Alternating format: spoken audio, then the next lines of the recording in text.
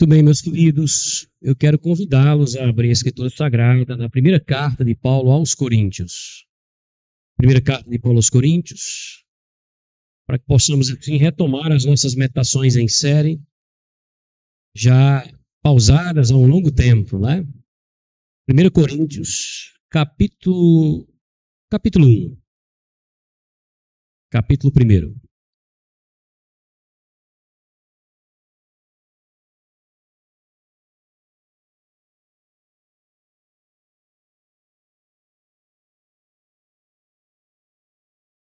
Todos encontraram?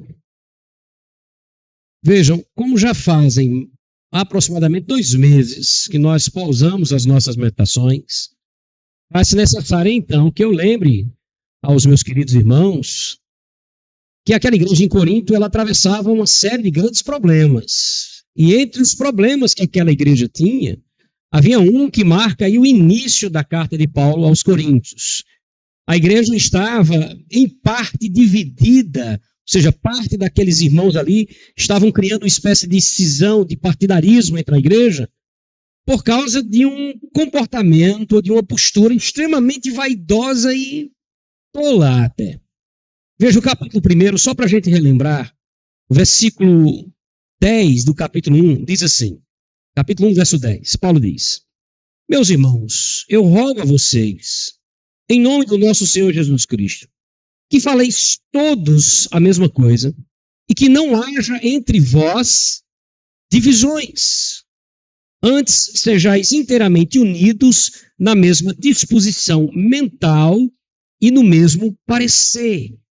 Por quê, Paulo? Verso 11. Porque a vosso respeito, meus irmãos, eu fui informado pelos da casa de Cloé de que há contendas entre vós. Como assim? Verso 12. Eu me refiro ao fato de cada um de vós dizer, eu sou de Paulo, e outro, eu sou de Apolo. Ainda outro dizer, eu sou de Cefas ou Pedro, e por fim aqueles que dizem que são de Cristo. Veja, a igreja estava enfrentando uma divisão por causa dessas personalidades. O que acontecia? Veja só, para relembrarmos. A cidade de Corinto, ela estava intensamente ligada à filosofia grega. A cidade de Corinto só perdia para Atenas. E eles celebravam a filosofia como nós, muitas vezes, aqui na nossa cultura, celebramos, por exemplo, o futebol. Não é? Como cada um tem um time para quem torce e muitas vezes envolve discussões e debates, eles eram assim com seus filósofos, seus sofistas. Então, essa cultura da cidade terminou invadindo o quê? A igreja também. A igreja também foi meio que contaminada com essa pegada quanto à filosofia. Havia uma espécie de supervalorização daquilo que nós conhecemos como sendo a sabedoria humana. Então, como é que a igreja se comportava? Para você ter ideia, e para lembrar aqueles que já viram isso aqui conosco, eles não davam tanta importância assim com o conteúdo da mensagem. Para eles, o que importava era a forma como a mensagem era apresentada. O pregador mostrou eloquência, ele mostrou algum conhecimento. Fulano de tal prega melhor, Cicrano tem mais eloquência na maneira como fala, Beltrano se mostra com mais conhecimento. E isso era o que era ovacionado por eles. Ao ponto deles nem se importarem muito com o conteúdo, contanto que a forma pudesse expressar toda essa capacitação ou sabedoria humana. Então o apóstolo Paulo, ele vai dedicar, e você tem acompanhado comigo desde o primeiro capítulo, os capítulos iniciais da carta, exatamente para combater isso, ou para tratar desse assunto. E o que é que Paulo diz para trabalhar nisso? Ele diz o seguinte, Paulo vai dizer, ele vai falar sobre a simplicidade da mensagem do evangelho, uma das maneiras de Paulo combater essa vaidade tola dos irmãos. Ele fala que a mensagem do evangelho é uma mensagem simples. Paulo também vai falar sobre a simplicidade daqueles que foram alcançados pela pregação dessa mensagem. Então Paulo vai dizer, olha, não só a mensagem do evangelho é simples, mas aqueles que foram alcançados por ela também são pessoas simples. E mais, Paulo termina dizendo assim, e a maneira como eu preguei quando eu fui até em Coríntios, foi também usando uma linguagem Simples, tudo simples demais. Vocês abraçados a toda essa eloquência, abraçados a toda essa vaidade. E veja, a mensagem é simples. As pessoas alcançadas são simples. E a forma como se prega também é tudo simples. Ainda na argumentação de Paulo, ele vai dizer, olha, a sabedoria de Deus, ela é expressada exatamente pelo Evangelho. Se você quer entender o que é sabedoria para Deus, entenda o que é o Evangelho. Aí ele encerra a sua argumentação dizendo assim, e tem mais uma coisa. O Espírito Santo é aquele que abre os olhos dos homens para que eles entendam o Evangelho como sabedoria de Deus. Então veja, ele encerra dizendo, você quer saber o que é sabedoria para Deus? É a mensagem do Evangelho. Mas tem uma questão. Somente por meio do Espírito Santo, abrindo os olhos e o entendimento dos homens, é que eles conseguem ver a mensagem do Evangelho como, de fato, sabedoria de Deus.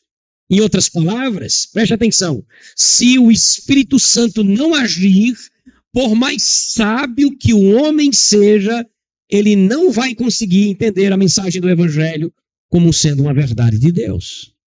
Olha o capítulo 2, verso 14. Quando Paulo diz assim, no verso 14 do capítulo 2, ora, o homem natural, entenda o homem natural como um homem ainda não regenerado, o homem carnal, o homem comum nesse sentido. Ele não aceita as coisas do Espírito de Deus. E aí Paulo diz por quê? Essas coisas lhe são loucuras, porque ele não consegue, olha, ele não pode entendê-las. Elas só podem ser discernidas como espiritualmente. Para dizer aqui como uma espécie de checkmate, olha, e não adianta, com toda a sabedoria dos homens, se o Espírito Santo não iluminar o entendimento, eles não conseguem entender a verdade do Evangelho. Que coisa, né?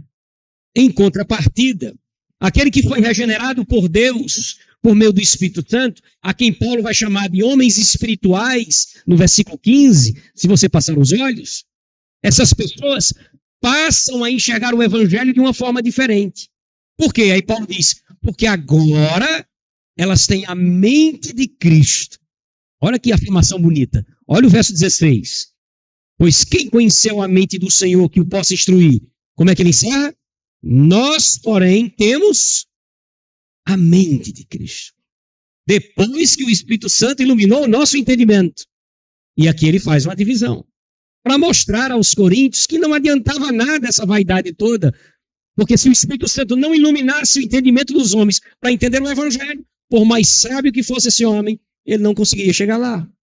Agora, pessoas simples, e olha que bacana, como nós, fomos alcançados graciosamente pelo Espírito Santo, e hoje podemos afirmar que por causa disso, temos a mente de Cristo quanto ao Evangelho. Conseguimos compreender o Evangelho como sendo uma verdade. Aí eu pergunto a você, esse era o caso dos irmãos em Corinto? Eu posso dizer que os irmãos, preste atenção, eu posso dizer que os irmãos em Corinto, eles tinham a mente de Cristo? Será que eu posso dizer isso ou não? Claro que eu posso. Claro que eu posso. Veja, preste atenção. Uma vez habitados pelo Espírito Santo de Deus, nós passamos a ter a mente de Cristo. Os homens espirituais, segundo as Escrituras Sagradas, são aqueles que pensam e agem como Cristo. Ou seja, aqueles que deixam a vida ser guiada por Deus, aqueles que seguem a vontade de Deus. Esses são ditos por Paulo homens espirituais. E quem são os chamados homens carnais? Aqueles que não passaram ainda pela regeneração. São aqueles que não pensam e que não agem como Cristo e que não deixam suas vidas serem guiadas pelo próprio Deus. Suas vidas são guiadas por quem? Por si mesmo, por eles mesmos. Entenda a diferença disso?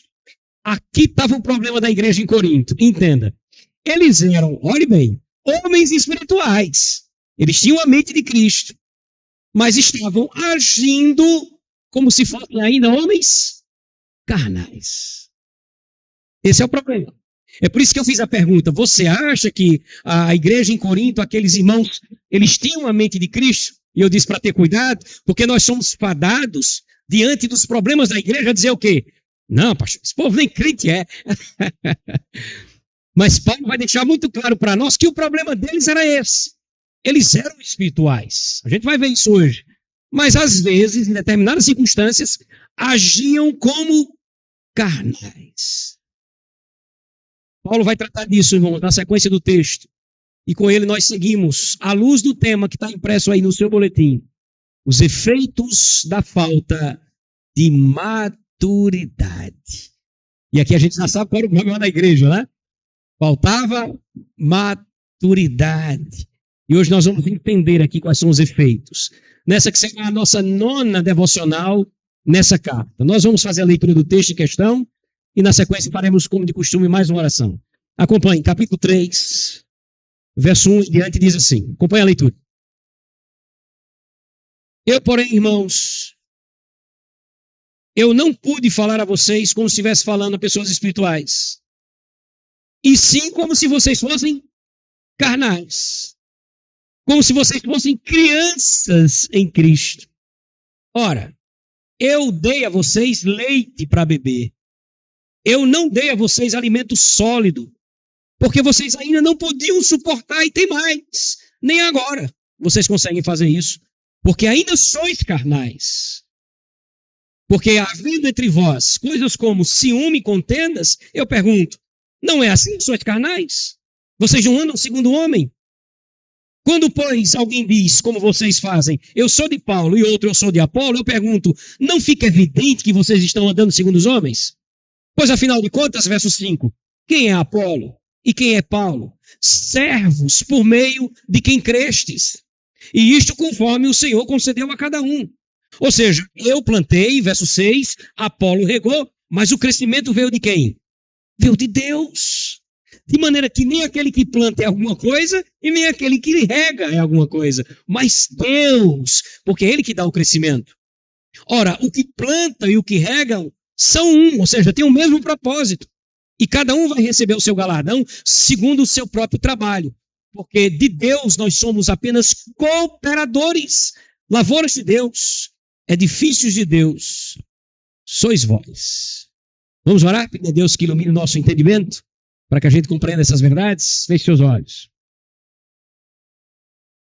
Pai, diante do privilégio que temos de ter a Tua palavra em mãos, nós te rogamos que Teu Espírito Santo, que em nós habita, ilumine a nossa mente para entender o que o texto está dizendo e para entender o que o Senhor quer nos dizer por meio do texto.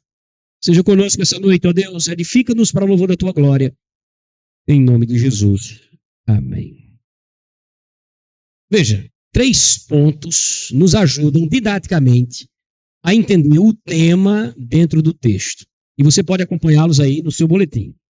Primeiro desses pontos, desses efeitos da falta de maturidade, é que a falta da maturidade nos leva a uma teimosa inanição espiritual.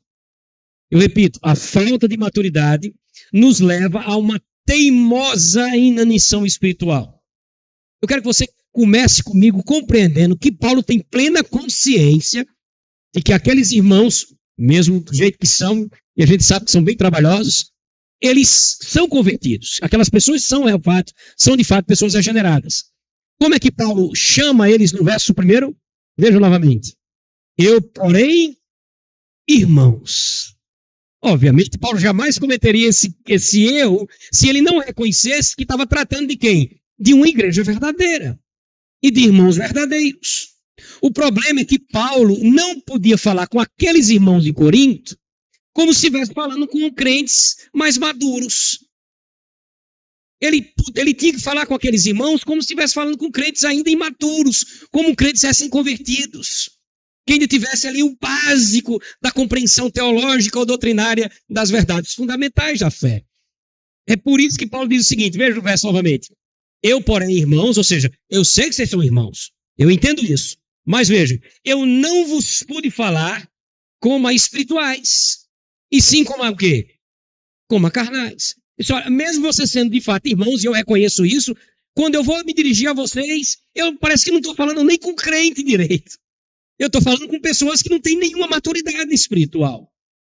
Veja, eu repito, Paulo não está dizendo com isso que eles não eram crentes. O que Paulo está dizendo é que eles não eram maduros. Tanto é que como é que Paulo encerra o versículo? Você viu como é que ele chamou eles no final do verso? Crianças em Cristo. Olha que legal. Vocês estão em Cristo, mas ainda são crianças. Meu Deus, que coisa terrível, né? Então veja, mesmo tendo a mente de Cristo, como a gente viu no versículo 16 do capítulo 2, eles pensavam e agiam muitas vezes como se não tivesse. Como se não tivesse. E o pior é que esse comportamento, essa inanição dos coríntios, não era uma coisa nova. Quando Paulo começou lá a pregar o evangelho de Corinto, que aquela igreja começou a ser formada, ele já começou a perceber essa dificuldade, essa letargia daqueles irmãos. Ele já começou a perceber que aqueles irmãos, olha, essa turma tem muita dificuldade em amadurecer. Parece que não havia, assim, um grande interesse neles, e aqui é uma contradição absurda.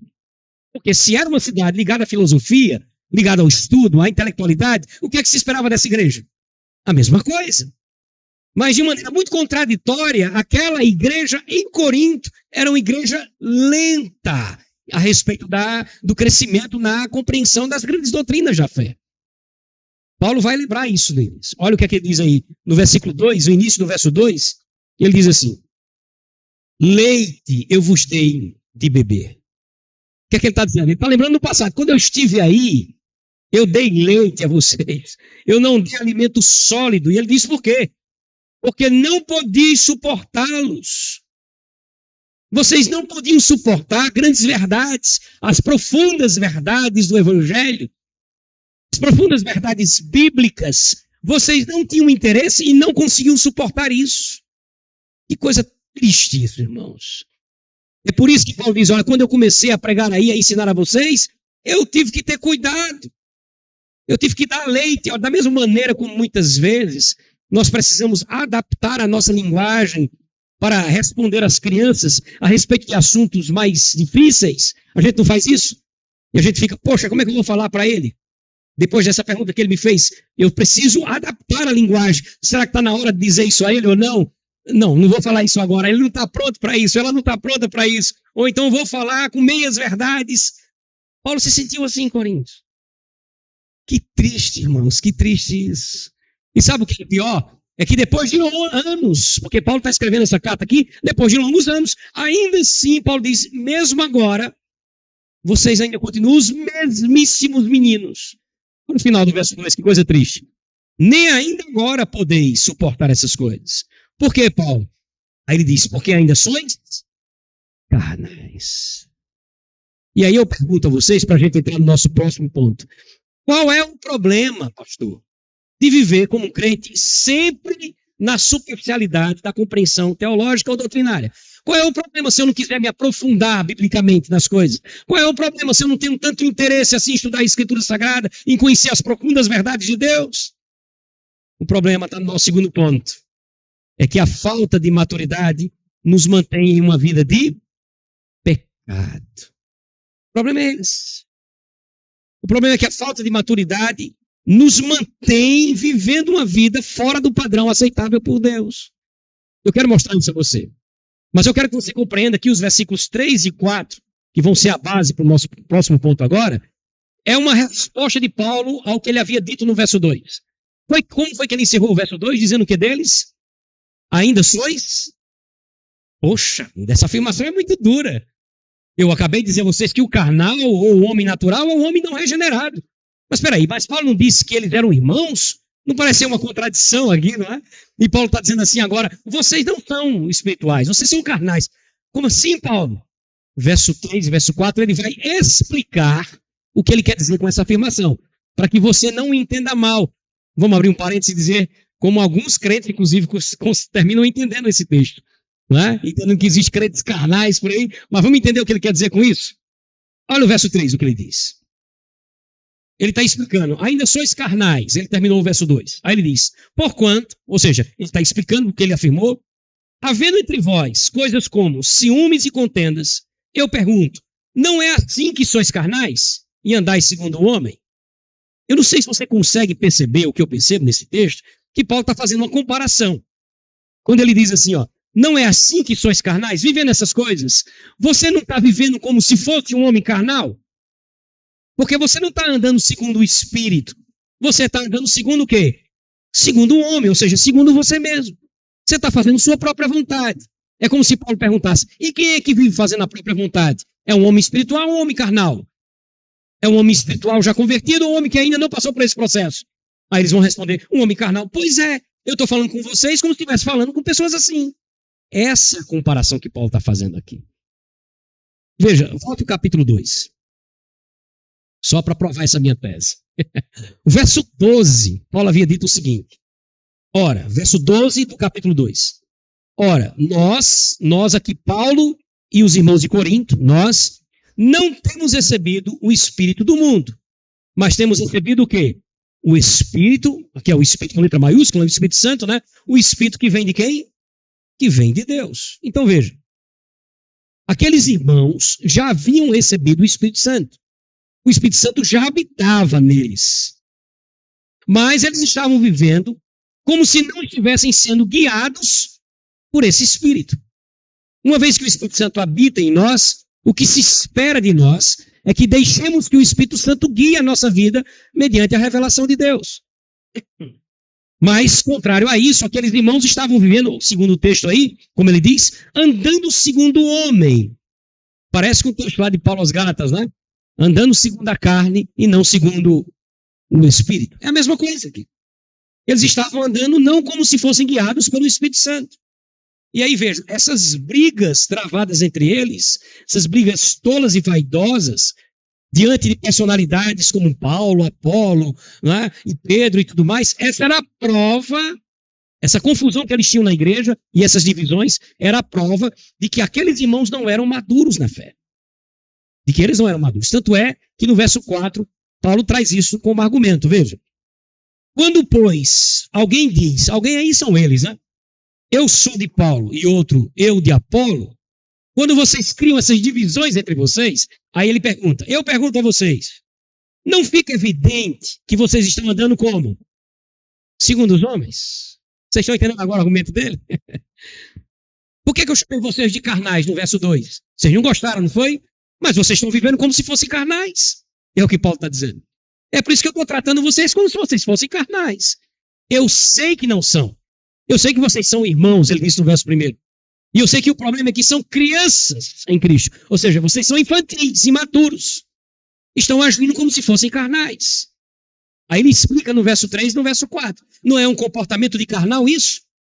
Porque vocês, mesmo tendo recebido o Espírito Santo, capítulo 2, verso 12, a gente leu, não estão vivendo segundo o Espírito Santo, sendo guiados por ele. Estão fazendo a própria vontade.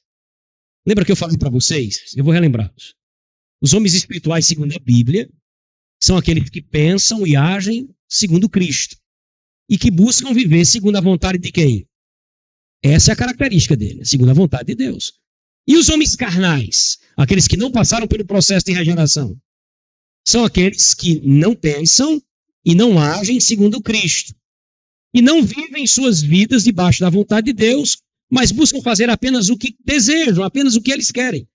Como é que a turma de Corinto estava se comportando nesse assunto? É isso que Paulo está dizendo. Veja novamente o verso 4. Como, pois, alguém diz, eu sou de Paulo e outro eu de Apolo, aí ele pergunta, não fica evidente que vocês estão andando segundo os homens, e aqui ele nem cita mais carnais, está vendo? Mas é isso que ele quer dizer. Vocês estão andando como homens carnais, como homens não regenerados. É o que ele coloca aqui. Então veja, irmãos, a falta da profundidade doutrinária fazia daqueles homens e mulheres meninos em Cristo. E essa infantilidade espiritual estava levando eles a viverem uma vida que não agradava a Deus. Agora escute para você entender. Mesmo sem perceber isso, eles não conseguiam perceber a gravidade dos seus próprios erros, de suas próprias falhas. Por que isso? Porque a imaturidade leva a isso. O nosso primeiro ponto deixa muito claro que a maturidade nos faz desejar a profundidade doutrinária, não é? Eu desejo conhecer mais a Escritura Sagrada. E quando eu vou conhecendo a Escritura Sagrada, eu vou então me livrando dos meus pecados. Mas não é esse o processo de todo novo convertido? Imagina um homem que se converte hoje, um homem ou uma mulher que se converte hoje. Entende o Evangelho? Poxa vida, eu me arrependo dos meus pecados, eu descobri que Jesus morreu por mim na cruz do Calvário, eu creio nisso, e eu entrego a Ele a minha vida e o meu destino. Senhor, eu quero viver para Ti. Qual é a próxima pergunta? O que é que eu faço? Porque eu não conheço nada da Bíblia, né? E o que é que eu faço agora? Eu preciso conhecer. E Paulo está dizendo, olha, os coríntios não se interessam por isso. Continuam crianças na fé. Meninos em Cristo, eles não têm profundidade. Quando eu tive aí, Paulo diz, eu nem pude falar de maneira profunda com vocês. Vocês não puderam suportar, eu dei leite. Porque não tinha como vocês comer comida sólida. Veja a falta de interesse deles. E qual foi o resultado disso? Essas brigas que vocês estão vivendo e que acham que isso não é pecado contra Deus, esse é o resultado. Vocês estão vivendo como carnais nessa área. Faltava essa compreensão, porque faltava maturidade. E quando falta maturidade, muitas vezes a nossa vida fica presa a determinados pecados que a gente nem acha muitas vezes que é pecado contra Deus. Mas veja, irmãos, há algo por fim que torna isso ainda pior. Terceira coisa, a falta de maturidade nos priva de uma compreensão correta da verdade. Afinal de contas, olha o verso 5. Quem é Apolo? Quem é Paulo? Servos por meio de quem crestes, e isso conforme o Senhor concedeu a cada um. Olha o que é que Paulo está dizendo. Vocês presos nessas tolices, aí eu pergunto, ei, me diz uma coisa, quem vocês pensam que é Apolo, hein? Quem vocês acham que é Paulo? Porque eles são apenas servos. Isso é Paulo dizendo, servos, servindo ao mesmo Senhor. O que eu quero que vocês compreendam nesse ponto é que a imaturidade daqueles irmãos não os deixava entender o brilho dessas verdades. Não deixava entender o brilho dessas verdades. Veja, pelo contrário, enquanto Paulo e Apolo faziam apenas o seu trabalho, sendo servos, enquanto eles apenas faziam isso, a igreja discutia vaidosamente sobre quem era mais importante, o que era melhor dos dois. Se você fosse perguntar, eu fico imaginando eles perguntando isso a Paulo e a Apolo. Né? Numa discussão dessa, se de repente viesse na cabeça deles, vamos fazer um inquérito, vamos perguntar a eles. Deixa eles chegarem aqui, tiveram os dois juntos, a gente pergunta. Aí chega Paulo e Apolo, e a gente queria fazer uma pergunta de vocês. Quem de vocês prega melhor e é mais inteligente? Irmãos, eles iam receber uma resposta muito dura, viu? Porque nem Paulo nem Apolo estavam ligando com isso, queridos. Eram maduros. E a igreja? Meninos. Que atitude infantil. Paulo está dando aqui, na verdade, uma surra neles, né, com isso, nessa argumentação. Quem é Apolo? Gente, quem é Apolo? Vocês pensam que é quem é Apolo? E Paulo? Eles são apenas servos, ele diz aqui. E é bonita a maneira como Paulo encerra o verso. Olha a forma como ele encerra o versículo 5. Ele diz, e isso, ou seja, servindo a Deus, conforme o Senhor concedeu a cada um. Eu gosto desse texto na tradução que nós lemos na liturgia, na nova versão transformadora, que fica assim, ó. Cada um de nós, eu e Apolo, ele está dizendo, fez apenas o seu trabalho, o qual o Senhor nos encarregou. Quem vocês pensam que a gente é de fato? Quem você pensa que é Apolo? Quem você pensa que é Paulo? Somos apenas servos do Senhor, fazendo unicamente o nosso trabalho. Explica melhor isso, Paulo. Verso 6. Eu plantei, não foi? E Apolo regou. Mas quem foi que deu o crescimento? Isso foi Deus. Eu plantei, eu fiz o meu trabalho, eu plantei. Apolo fez o trabalho dele, veio depois de mim, ele regou. Aí ele termina dizendo, mas quem é que deu o crescimento? Ou seja, nada seria possível disso, ou seja, nenhum desses trabalhos, nem plantar, nem regar, teria eficiência nenhuma, se Deus não tivesse agido, é o que ele está dizendo. É como se ele dissesse assim, olha, eu plantei, e se Deus não tivesse agido? Como é que ia ser essa colheita? Zero. Apolo negou, não foi? Apolo veio de mim, preparou ainda mais vocês. E eu pergunto, se isso não tivesse trazido eficiência, se Deus não tivesse agido no meio de vocês com crescimento, como teria sido o trabalho de Apolo? Zero também. Nem eu, nem Apolo é coisa alguma. O que ele está querendo dizer é isso. Vocês estão aí brigando. Não, eu sou Apolo, eu sou mais por Paulo. Que conversa é essa? Deus quem age fazendo a igreja crescer. Se ele não tivesse agido, ninguém tinha visto nenhum proveito, nenhum crescimento da igreja. E veja, se não tem nada a ver com Paulo, se não tem nada a ver com Apolo, se não tem nada a ver comigo, mas tem tudo a ver com Deus, adivinha de quem deve ser a glória? É lógico, não é? Verso 7. De modo que nem o que planta é alguma coisa e nem o que rega, mas Deus que dá o crescimento. Que tempo perdido, viu? Dessa igreja imatura, que não compreende verdades tão belas e profundas de Deus por causa dessa imaturidade. Que fica ovacionando os homens, quando na verdade é Deus quem faz o trabalho. E Paulo diz, olha, quem vocês pensam que eu sou? Quem vocês acham que é Apolo? Se Deus não tivesse aberto os olhos dos homens, Deus é quem deve ser aclamado por vocês. Deus é quem deve ser aplaudido por vocês. Agora, irmãos, hoje, é claro que há virtude em servir ao Senhor. Paulo não está dizendo com isso que não há galardão, que não há virtude em servir ao Senhor. Olha o que ele diz no verso 8. Ora, o que planta e o que rega são um, ou seja, eles têm o mesmo propósito. Eu e Apolo tivemos o mesmo propósito. Lá ele completa. E cada um receberá o seu galardão segundo o seu próprio trabalho. Mas qual é o problema aqui? O problema é não compreender que ele e Apolo eram apenas cooperadores nisso tudo. Em outras palavras, irmão, se não fosse Paulo e nem Apolo, seria João, seria Pedro, seria José, seria outro. Nós somos apenas cooperadores. Mas a plantação pertence a quem? Pertence a Deus. E é isso que ele diz no verso 9, olha. Porque de Deus somos cooperadores. É como se ele dissesse, somos apenas isso. Cooperamos nesse sentido. Mas lavoura de Deus sois vós. Diz assim, mas a igreja pertence ao Senhor. E aí ele finaliza, e eu quero que você perceba isso, de uma maneira muito gentil, muito cuidadosa. Porque aquela igreja era uma igreja muito trabalhosa, não era? E aqueles irmãos muito imaturos. Mesmo assim, quando ele encerra o verso 9, ele diz assim, vocês são edificados por Deus. Ele inclui essa igreja trabalhosa. Olha o final do verso 9, vamos ler novamente. Porque de Deus somos cooperadores, mas vejam, lavoura de Deus e edifício de Deus são quem? Sois vós. Que bonito, não é?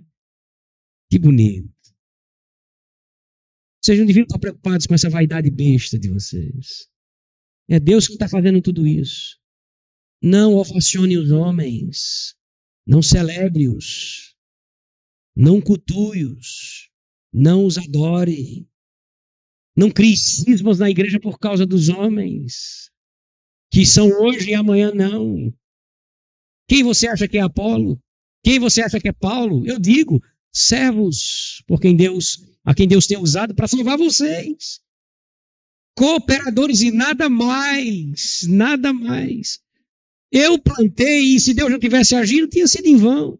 Apolo regou e se Deus não tivesse agido, teria sido em vão. Então se é para aplaudir juntos como igreja, aplaudam quem? Deus. Ele deve ser o alvo da nossa devoção e da nossa adoração. Amém? Pensando de uma maneira conclusiva, algumas lições rápidas para a gente entender. Primeiro, mesmo sendo crentes espirituais, com a mente de Cristo como vimos, nós podemos colher frutos, colher os efeitos da nossa imaturidade. Repito, mesmo sendo crentes de verdade, cheios do Espírito Santo, né? Com a mente de Cristo, como ele disse aqui, ou como ele vai dizer, homens espirituais, nós podemos, na nossa vida de crente, colher os efeitos da nossa imaturidade. Efeitos que nós vimos aqui, por exemplo, permanecer superficiais até o fim da nossa jornada aqui. Pode ter certeza disso. Muitos crentes vão permanecer na superficialidade, mesmo em sua vida completa, sem ter nenhum interesse de se aprofundar no estudo bíblico, na compreensão bíblica. Homens e mulheres que se esmeram para fazer seus concursos, que são mentes brilhantes em seus ambientes de trabalho, que são reconhecidos pelos homens pela sua grande capacidade cognitiva, mas são crentes, mas quando o assunto é se aprofundar em estudo bíblico, não tem nenhum interesse. São os coríntios. Meninos, como ele vai dizer aí, podemos permanecer como crianças em Cristo. Versículo 1 diz isso.